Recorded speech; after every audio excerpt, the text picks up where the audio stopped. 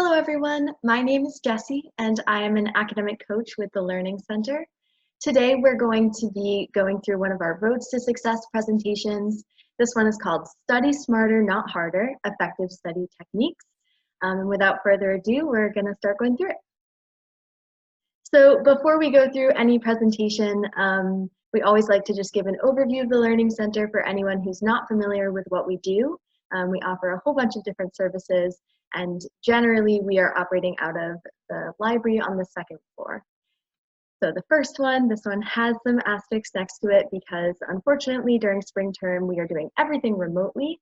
So we're not currently doing on-campus tutoring, but we are doing our online tutoring. All of our classes that we were before are world languages, math, science classes. You can get your virtual tutoring on our website.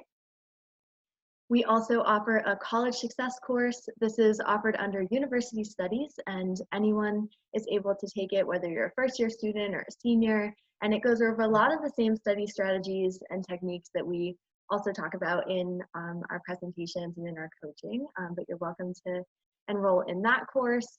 Obviously, academic coaching is something that I'm passionate about. I am one of the academic coaches, but again, you're going to hear about a lot of the different things that we talk about coaching in this presentation that we're doing today. But what's cool about coaching is that it's one-on-one appointments that you make with a coach. Again, right now we're doing it virtually over Zoom, but you make an appointment and we will discuss any of these strategies that we're going to talk about today with you in a personal setting. So I will let you know at the end how you can make an appointment to do that. But of course, today what we're focusing on, we are doing one of our Roads to Success presentations. We have a couple of these. Generally, we would go to classrooms or mentor sessions to give these presentations, but we're excited to be able to offer them in this new format as well.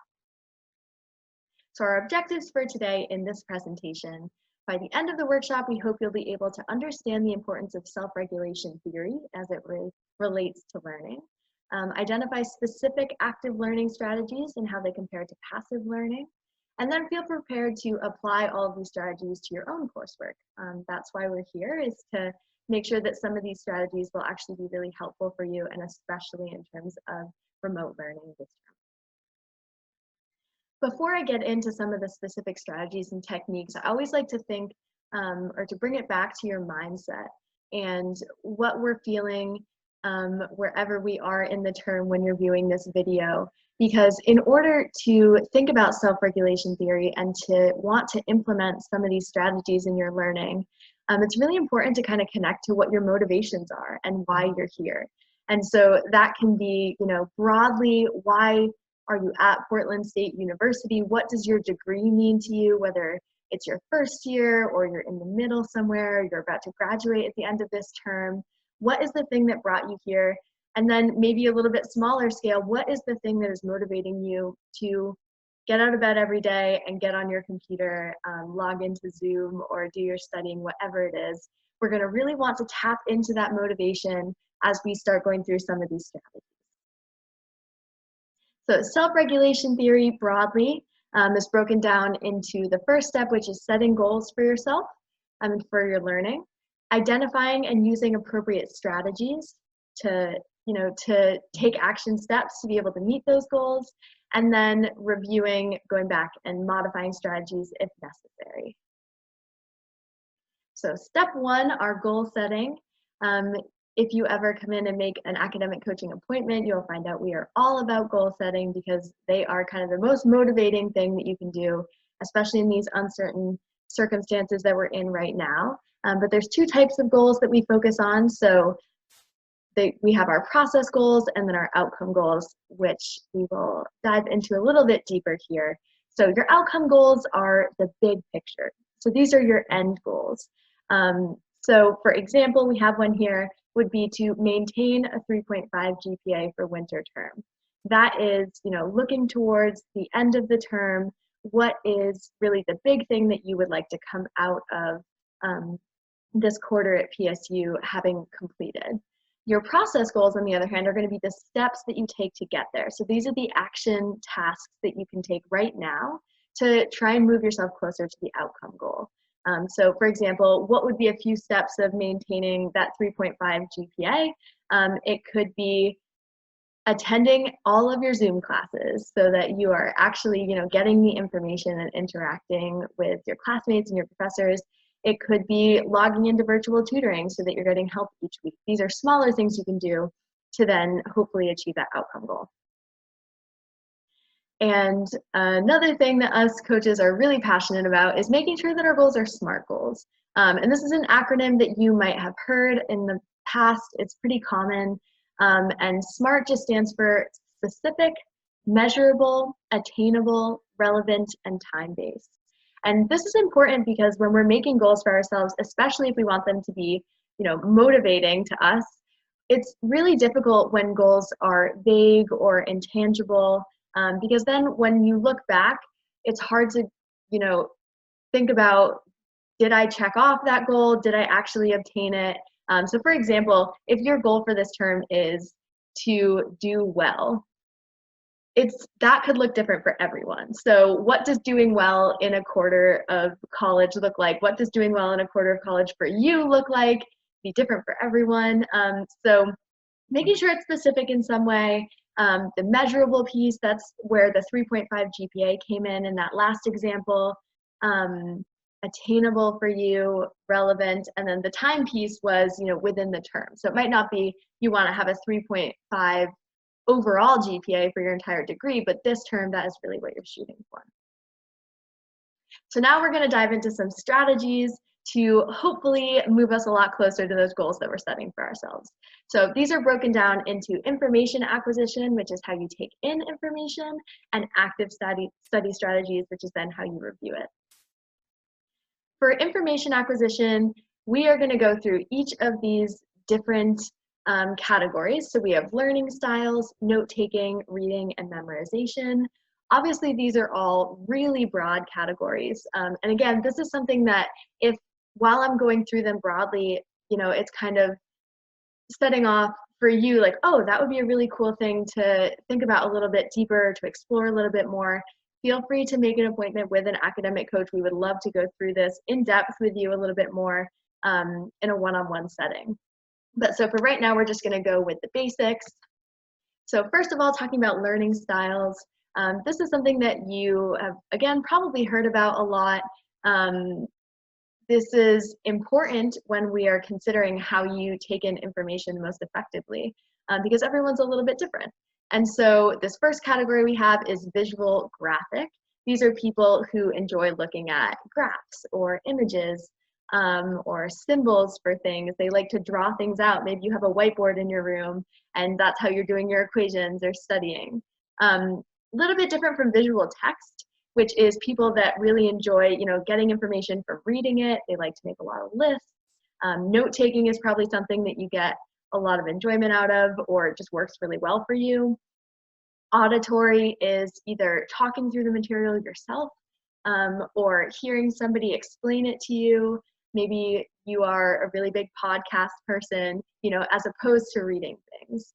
And then kinesthetic would be using more of your senses to engage with the material. This could be, the example here is trying to be physical and active while you're learning. So for example, people that pace around the room while they're taking in information, or like to use fidgets.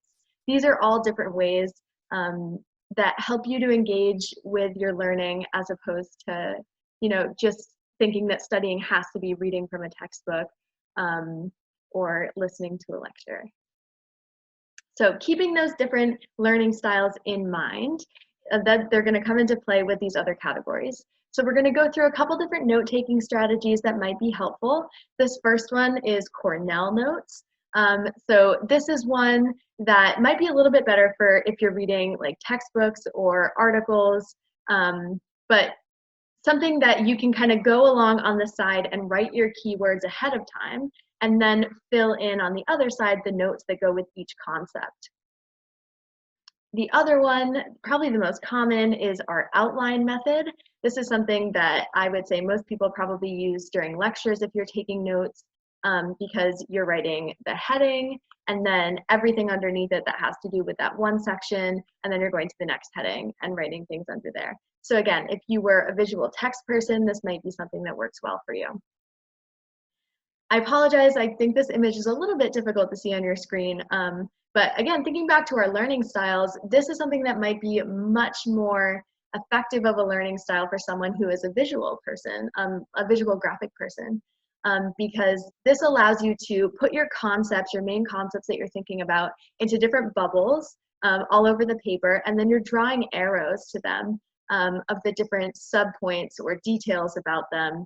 You can even throw in, different colors or drawing pictures yourself. So for people that are a little bit more artistic, that feel more engaged when you can do something creative, but you still want to make sure you get the same amount of detail there, this could be something different to try. Our next one that we'll go through is our reading strategies. The biggest one that we talk about in coaching is SQ4R. We actually have another Roads to Success presentation that touches on this. So if this seems like something that could be useful and you would like more information on this, you can check that one out as well. But SQ4R stands for scan or survey, question, read, record or recite, relate, and then review. So again, this is in regards to your reading. And we generally suggest that when you have large amounts of reading, this can be particularly helpful because it gives you a structure of what types of things you're really hoping to get out of each reading, as opposed to just going into it trying to take in as much as you can. So survey means that you are just looking at the reading before you even start trying to engage with it. You're looking through to see how many pages is it.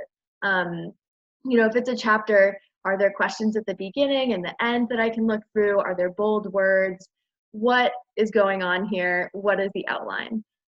So then a question could be going through and either trying to answer questions that are already created for you at the beginning or the end, or maybe you're looking through some of the headings in the article or the chapter and not understanding them and kind of wanting to just either make a mental note or a real note about, okay, this is a concept I really want to make sure I understand by the end. Then the R's that are in the middle in this circle are in the circular motion because you kind of go through each of them while you're reading. Obviously, reading is the main activity or the goal here, but recording or reciting would be trying to engage with the material in some way where you're underlining or taking notes or highlighting. Relating is relating it to yourself, trying to make it more meaningful in that way. And then once you've done the actual reading and taking notes of the article, would be reviewing that afterwards. So like I said, this itself is its own presentation. We could go a lot more in depth with this, but if you're interested, you can talk to an academic coach about this a little bit more. And then lastly, for information acquisition is our memorization strategies. So just going to fly through a couple of these. Obviously, with some majors, this comes into effect a lot more than others. If you are a science person, you might have to do a lot more memorization or maybe psychology than you would in a writing intensive course. But just a few of them. Chunking is when you break things down into smaller pieces to remember them better. So that visual at the bottom, you can see on the left side, whole bunch of numbers, and then on the right side they've chunked it up in the way that you might try to remember like your credit card number, or chunking to remember your phone number. Your brain is much more able to remember things in smaller little bits. The memory palace is something that, again, thinking back to those learning styles, if you were more of like a creative visual person, a memory palace is when you are thinking about your information that you are reading about or learning about, trying to remember, you are imagining a room in your brain, and if there's different things in that room, whether it's books on a bookshelf or different objects on tables or chairs or whatever it is, putting each thing that you're trying to remember in a specific place in that room that then you can visualize later and try and go back to. Again, everybody is a different learning style. The memory palace is not something that, for me, because I'm not particularly creative, I'm able to do, but this works really well for some people that are more visual. Mnemonics, real famous one we put up there in the corner, Roy G. Biv. So this is trying to create silly little like acronyms for information you're trying to remember. And then that last strategy down at the bottom, be emotional. This is kind of back to our SQ4R, where one of the steps was relating it to yourself. If you can make the information meaningful to yourself, you are so much more likely to remember it than if it's just something that doesn't really mean anything to you. If you can relate it to your own experience in some way, you will be set. You will remember it so much longer. Okay, so I just threw a ton of information at you about information acquisition and how we take in different things that we're trying to learn about.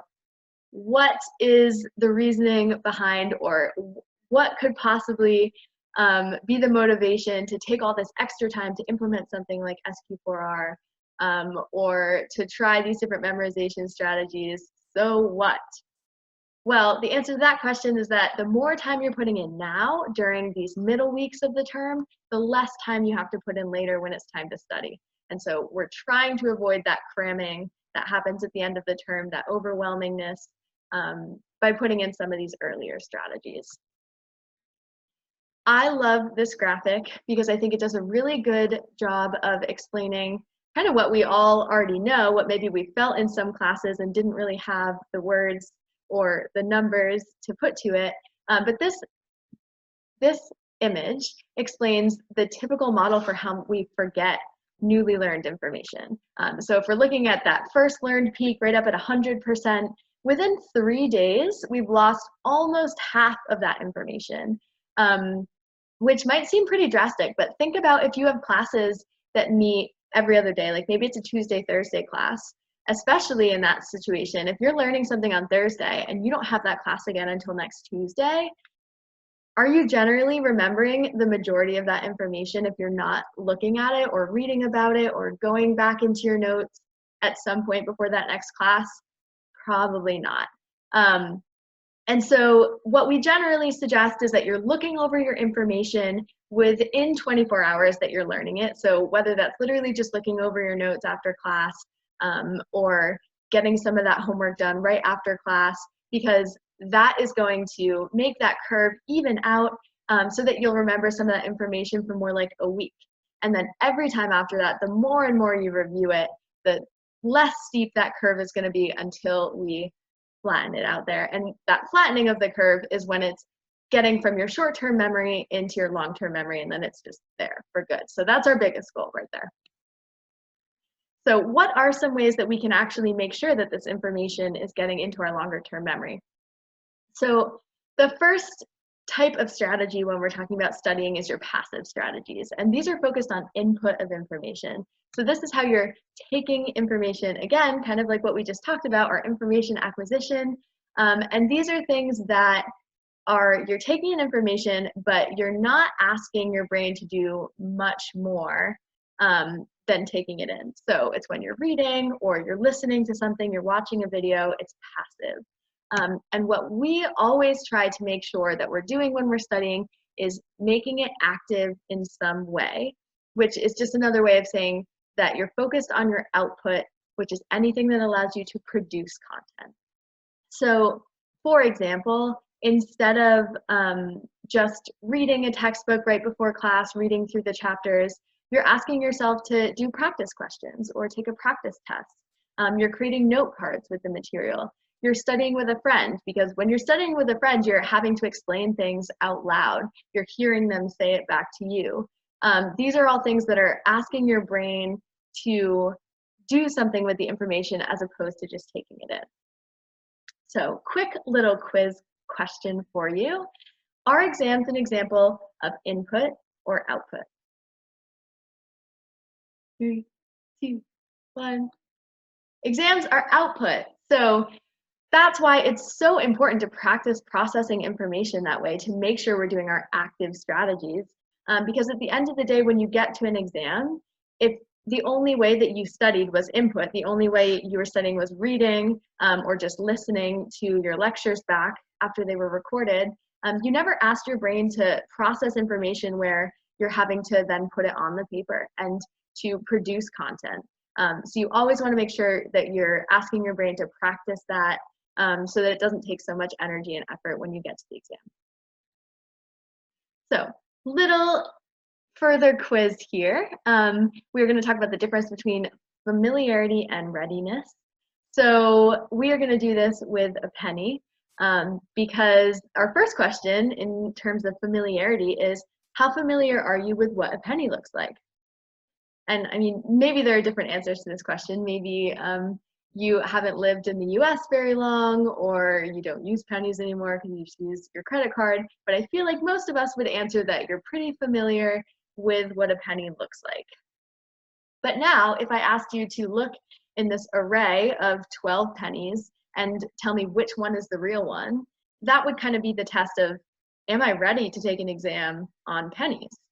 And what I would, be wanting to guess here in this situation is that most of us would not feel ready, even though we would feel familiar with the information. You can go ahead and kind of pick your final answer here of which one you think is the real penny. 3, 2, 1. It was A.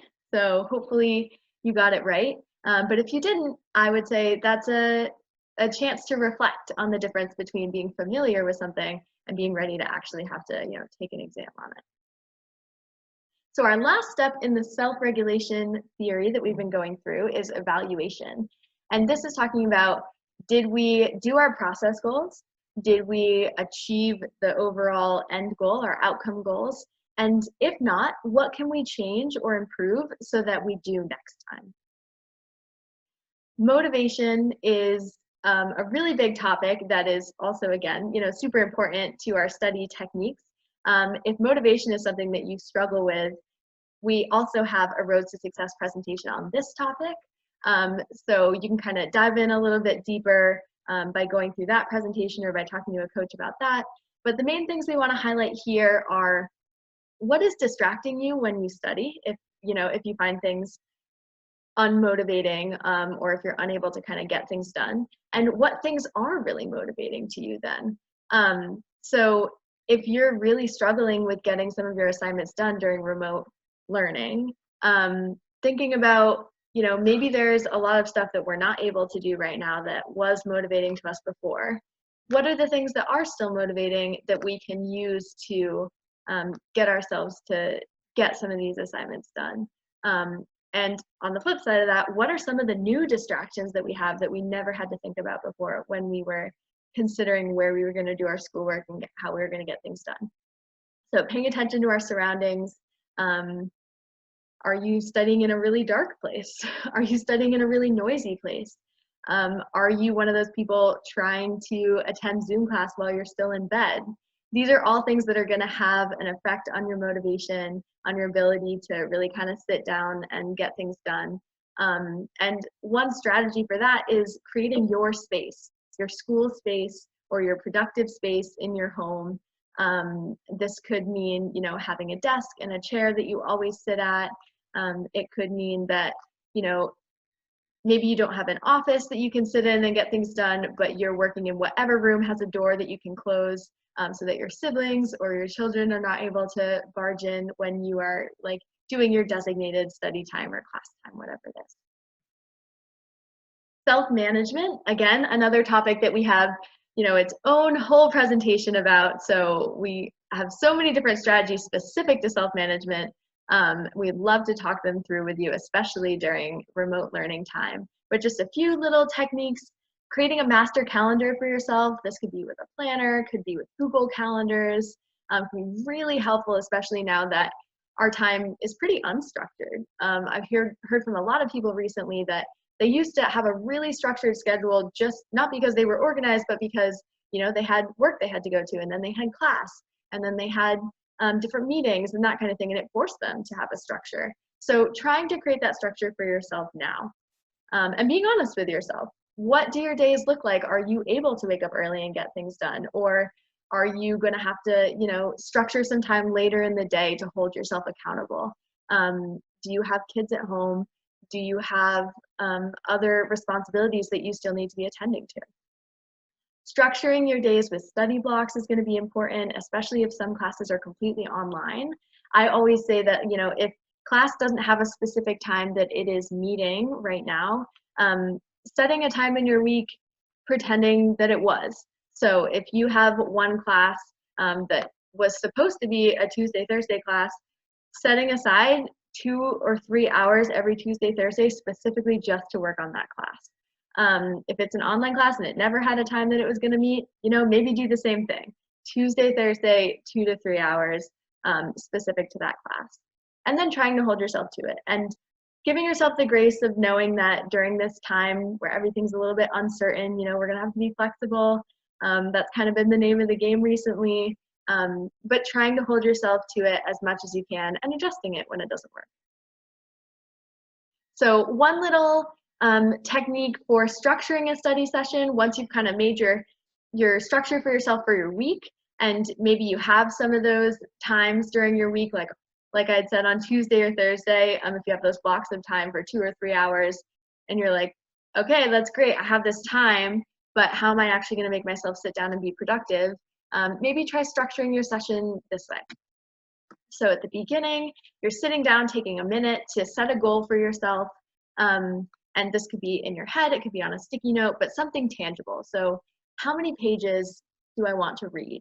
Or how many articles or chapters do I want to get through? How many problems do I want to get done? Something that you can check off at the end. Maybe you're making it a SMART goal, you're practicing that with yourself. Then you're doing the thing for 30 to 50 minutes. And so everyone is going to have a different range here of how long they can really focus on something. But we know that adult brains really can't focus for more than like 50 minutes at a time. That's why, you know, 45 minutes is kind of that sweet spot within that range there. But trying to interact with the material in an active way for this amount of time, and it might mean that you put your phone on airplane mode during this time, or whatever you have to do, but this is your focus time.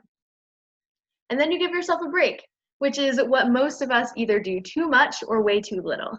But after you've been studying with focus, if you were doing it the right way for 45 to 50 minutes, then you should give yourself 10 minutes of a break to let your brain process all the information that you were taking in.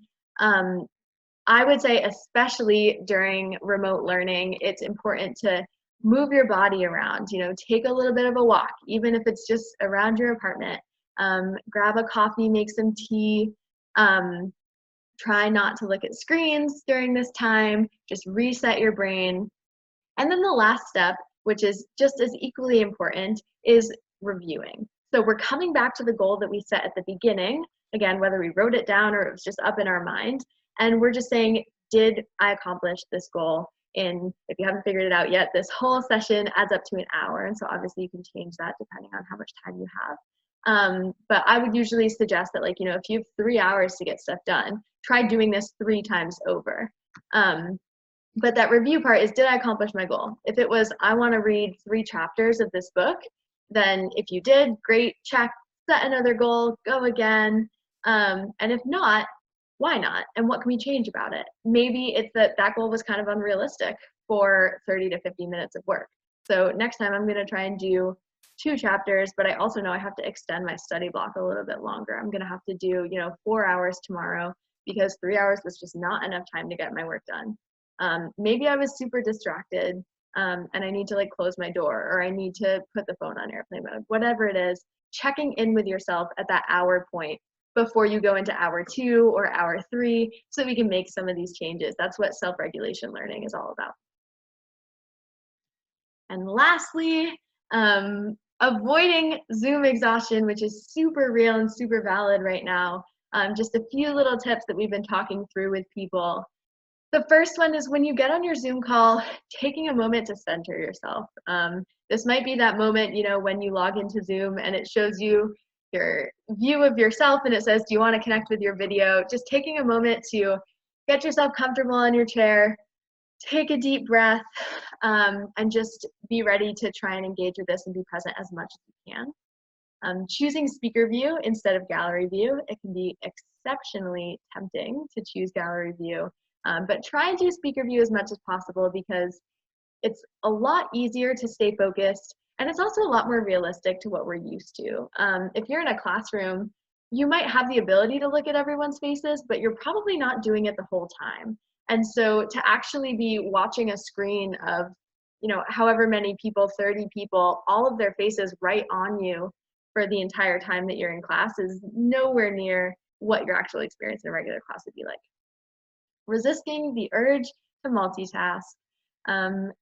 This is the hardest one, I would say, especially when you have the ability to, have multiple tabs open while you're on your Zoom call, but really trying to engage and thinking about the fact that this is kind of your social time, or at least for those of us that don't live with a lot of other people, trying to engage as much as possible and be present, because that is really how you're going to learn the most from this material in this kind of wacky setting that we have. And lastly, the most important one, I think, in my opinion, would be take some non-screen breaks. So when you are not on your Zoom calls, or when you don't have to be using your computer, whether it's for researching or doing assignments, whatever it is, emailing, try not to be on something that has a screen. Maybe listen to a podcast or read a book, go for a walk, be outside. All of these things that we now maybe have a little bit more time to do. Close the laptop, don't look at the screen for a little while, give your brain a little bit of a chance to reset.